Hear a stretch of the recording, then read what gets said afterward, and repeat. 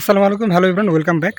Today I'm going to teach you this idiomatic expression, or you can say phrase like "mark my word." So, what is the meaning of "mark my words" and how to use, why to use this kind of advanced phrase in our daily conversation?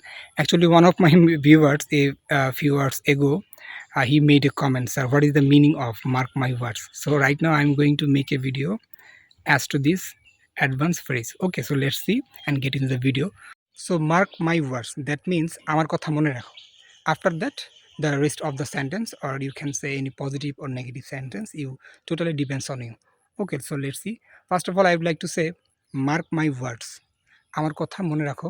He is not an honest person. He is not an honest person. সে একজন কি সৎ মানুষ নয়।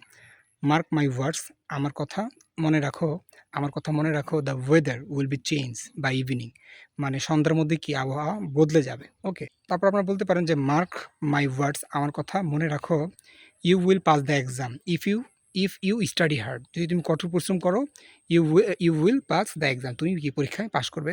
তারপর বলতে পারবেন যে mark my words, আমার কথা মনে রাখো, মার্ক মাই ওয়ার্ডস, আমার কথা মনে রাখো, he will regret his decision, সে তার সিদ্ধান্তে কি পস্তাবে বা অনুতপ হবে।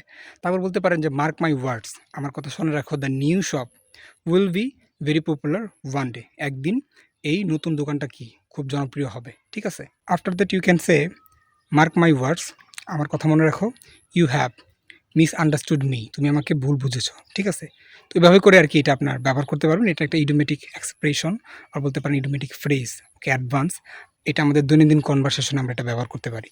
ওকে, তো people are using this advanced idiomatic expression. So I hope you are getting my point, what I am trying to say, and you have been able to get my words from this video. Okay, so bye bye.